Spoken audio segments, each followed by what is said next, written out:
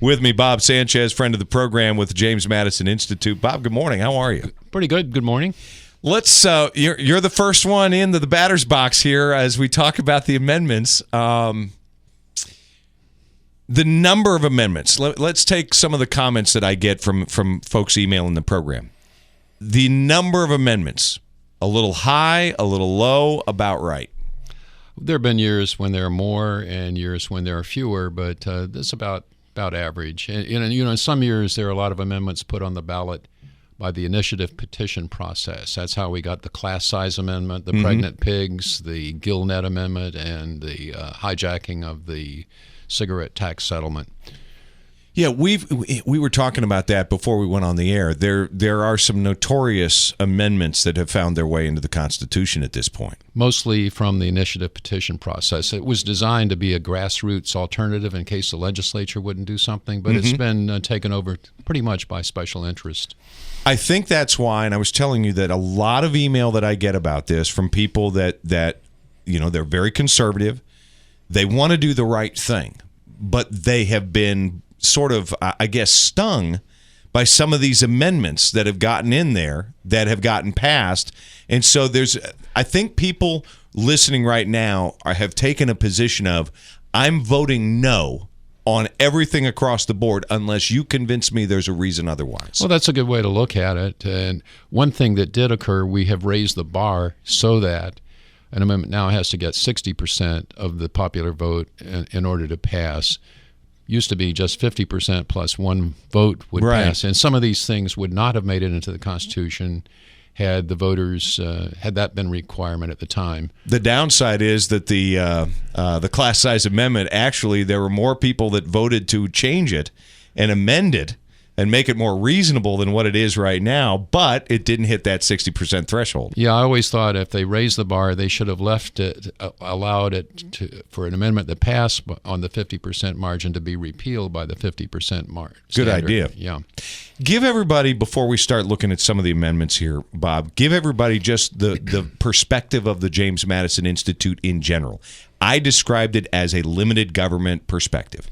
That would be an accurate description. We are a free market think tank. We focus on economic issues. Of course, that's pretty broad mandate, but we believe in individual liberty and limited government and personal responsibility. So as we talk through this, it's important to note that this comes from that filter. Yes. So let's go through first and foremost. As you looked at the amendments, together with your team at JMI, what amendments immediately stood out as something you wanted to look much, much deeper at? Well, a number of the amendments pertain to tax policy. One unfortunate thing is that Florida had a chance to get a comprehensive look at all of the problems with its tax structure back a few years ago when there was a Taxation and Budget Reform Commission, which comes about every 20 years. And unfortunately, the appointments to that commission by Governor Christ were not all supportive of limited government, let's just put it that way. And so some really desirable features fell one or two votes short of getting to the ballot from that round of. So really, Florida's tax structure has been looked at piecemeal as we try to fix one thing and then it creates a problem elsewhere. I want to try and get through as many of these as possible, spending a little bit more time with some of them. Okay. Amendment 1, healthcare services. And I should point out, folks, we've got a link on our website to a report that gives you a very thorough analysis, the pros, the cons, and then an opinion from JMI if there's one offered. There are 3 amendments, if I'm not mistaken, JMI is not taking a position on. That's correct. So let's start with Amendment 1. Overall, just a brief view of what this is about. Yeah, the legislature put that on the ballot a year before the Supreme Court ruled Obamacare was somehow a tax. It says that Floridians have a right not to have to be forced to buy health insurance. Now, that may be a moot question at this point, but we never know. It's conceivable that Obamacare could be repealed or altered. But at some future point, a Florida governor might have the idea of enacting an individual mandate. So this would protect against that. It would put it in the Florida Constitution that you can't force people to buy a product from a private purveyor. So from the James Madison Institute perspective, you recommend passing that for that reason? It would also allow Florida voters to send a message to Washington, we don't like the Affordable Care Act. See, I see it twofold. I personally think the compelling reason is the one you mentioned, to keep a future governor down the road from forcing people to buy something. It's the whole mandate issue, and that would protect against that. Plus the secondary benefit of saying hello, Washington. Right. Amendment 2. Amendment 2 deals with veterans disabled due to combat injury, and the idea is to offer them a discount on their property taxes. Yeah, that's correct. That's already been done for veterans who lived in Florida when they signed up, when they enlisted. This would equalize it in that if a kid signed up, enlisted when he was in Pennsylvania or New York or someplace, but moved to Florida, would get the same treatment. And we think that is a matter of equity. It could have been a Florida kid attending college and it's somewhere sort of the else. view that they're Americans. Right. That's kind of the view we're taking on this, right? Yeah. So even though this adds a further complication, if you've heard Bert Hartsfield, our local property appraiser, talk about the complications in our tax structure, this exemption, that exemption, widows, whatever, you know it's already too complicated. But this is a matter of treating all the veterans alike because they all serve the same country. So this is about equity within the complicated nature of it all. Yes. Okay. So the recommendation on Amendment 2 from the JMI is yes. Yes. All right. Amendment 3, state government revenue limitation. This is one of the big ones. This is one that there's hard pushing on this. Explain what this is about. Well, it's not really a revenue limitation. It's a spending limitation. Okay. And what it says is that if spending grows at the rate of population growth and inflation, that ought to be enough. Hang on a second. So even though the title will say on our ballot, state government revenue limitation, it's a little misleading. Well, it's in a sense, it limits the amount of revenue that can be spent. Okay. If you can look at it that way. Good clarification. And so if more revenue comes in than can be spent, it can be put in the rainy day fund. And had that happened some years ago before the real estate slump and the Great Recession, Florida would have had more of a nest egg to even out the budget. As Senator Herodopoulos has pointed out, this would have made the state budget spending less volatile and more stable. Is there a dark side to this amendment? Is there a con that's worthy of consideration here? The one con is that if the feds force Florida to spend more on various programs, such as the state match of Medicaid, and there's a cap on how much the state can spend total, then the downside is the possibility that the state government may lateral some of its responsibilities to the counties and cities, which would then, not being under the spending cap, would raise their own taxes on people unless a local community did something similar. Correct. Okay. 15 minutes after the hour, we're going to continue our discussion. We're going to check weather here real quickly on the morning show. Less heat, less humidity. A fine day to be outside overall. Now, there's still a slight chance of some rain. We're partly cloudy, a few showers or even a rumble of thunder today. 83, but dry tonight. 59 the low. I'm Terry Smith from the Weather Channel on WFLA. With Bob Sanchez from the James Madison Institute, we're talking over the amendments that will be on your ballot November. And it's interesting, Bob. I have more people that write about this than anything else because most people kind of figure out the candidate stuff. You know, it's a little bit easier because you've got something tangible in terms of a person to talk to or hear from. These things leave people a little bit unnerved, trying to wade through all the legalese and the language. And even though the language isn't all that long, it's still sometimes pretty complicated. Yes. So the bottom line on this particular amendment, Amendment 3, weighing the pros and the cons, James Madison Institute has taken the position of supporting it. That's correct. Why? We believe state government spending has grown fast enough. There was a limit passed back in the early 90s tying the growth in state spending to the growth in personal income, which sounded logical, but turned out not to be much of a ceiling at all. And you hear people saying, well, Colorado tried this. There's a taxpayer bill. I was going to ask you about that. But as Senator Herodopoulos has pointed out, and maybe you should have him on the program to discuss this in more detail. We will later this week. There are several differences between Florida's approach to a taxpayer bill of rights and Colorado's, so he could elaborate on that. Amendment 4 is another one that's getting an awful lot of attention. There are realtors like crazy that are singing the praises of Amendment 4. The cities and counties, not so much. Yeah, we wound up not being able to support or oppose Amendment 4. Here's why. It's like you go into your favorite restaurant, the Waffle Palace. Maybe that's yours. And they tell you if you want filet mignon, you got to have grits and bacon with that. This hitches together three disparate proposals. One of them is would be worth a try. As you know, there's been a difference between the tax increases on homestead property, homes that people reside in, and non-homestead property, which would be homes that landlords own and rent out, apartments. They're tremendously businesses. Unfair. Exactly. And there was a 3% or the rate of inflation, whichever is less, for homestead property. But other property was free to go up by whatever, and during the real estate boom it did.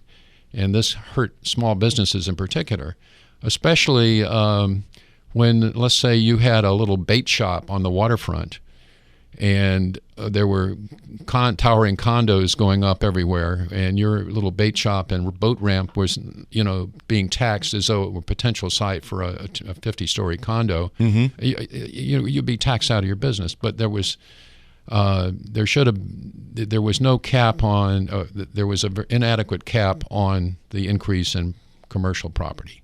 And this would cap it at 5% instead of 10%. But that is desirable. But there are a couple of other things. The thing the realtors like is that new homeowners would basically get a free ride for the first year, and it would be phased down each successive year for 5 years. Then they'd be taxed at a normal rate.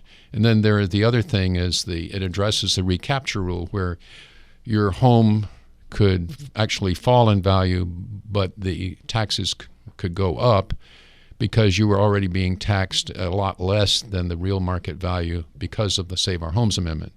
And this would stop the recapture rule from going into effect? Yes. So those are the three provisions you're talking about. The second of the two that we talked, the first one, I think we agree, it has been patently unfair, and it does damage the economy. Yes. The property tax on the non-homesteaded properties, which, as you mentioned, small business falls into that category. Part two of this, though, is, Bob, it's one of those issues that has me just kind of flummoxed a little bit, because it adds, we were just talking about another layer of confusion to what is already a ridiculous property tax set of provisions. And it's another inequity for the people living next door to each other. Yeah, we think, if these proposals are so good, why not put them on the ballot separately? We think it's a bad process to lump things together. It's something that you couldn't really do. The initiative petition amendments are pretty much limited to one subject. So the reason JMI didn't support this is because there's some facets of Amendment 4 that you like, but there are others you don't. They kind of wash each other out, and you're just staying out of this one. Well, we think as for process also, they ought to be presented separately. See, I agree with you. I agree, and I know that there's going to be people that are going to be coming on the show for and against, but we'll continue, folks. It's a rundown through the amendments with Bob Sanchez with the James Madison Institute. It's 21 minutes after the hour. If you want to look at what we're looking at, you can go to our website at WFLAFM.com. Good information on the state amendments that you will be voting on, whether you like it or not. And I hope you vote. And we're trying to give you as much information as possible.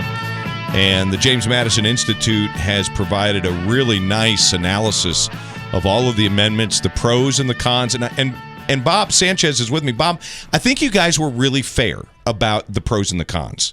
You have a view, you take a position on most of the amendments as an organization, but I thought that your treatment of the amendments was very thorough and very fair.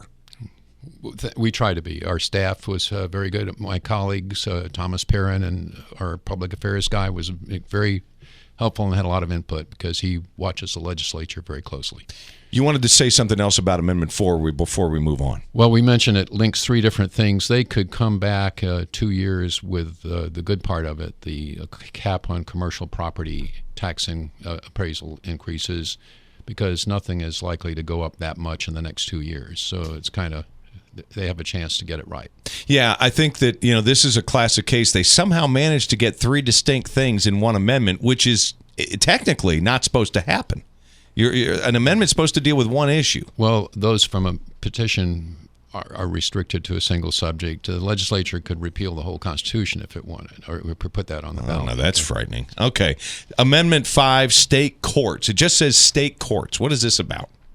It changes. The key part of Amendment 5 is to require the state Senate to confirm the governor's appointees to the Florida Supreme Court. This parallels the process at the federal level. When a president nominates someone for the Supreme Court, there is a very public hearing. And ever since Robert Bork, some of those hearings have been circuses, but at least it is in public.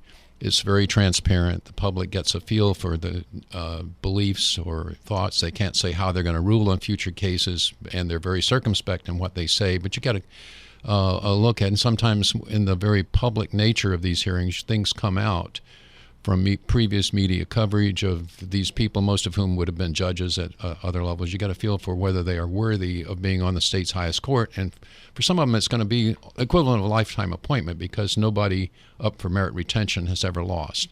Which is a whole nother issue altogether on the ballot. Yeah, and at present, the process is not particularly transparent. Judicial Nominating Commission for the Supreme Court, most of them appointed by the governor and some by the bar, present a slate of potential nominees to the governor who appoints, and then there's no further deliberation. And this would change that to a process where the state Senate is involved. Yes.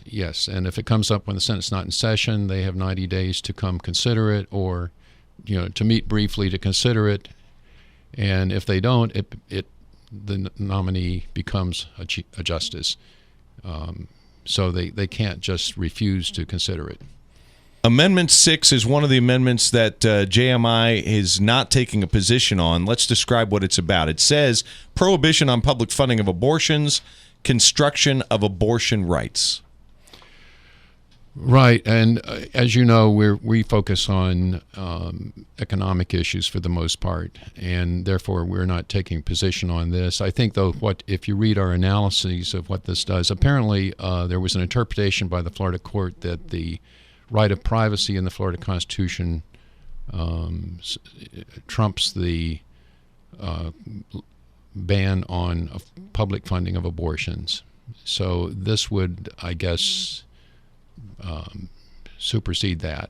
It would change that. This. All right. Amendment 7's no longer. Amendment 8, religious freedom.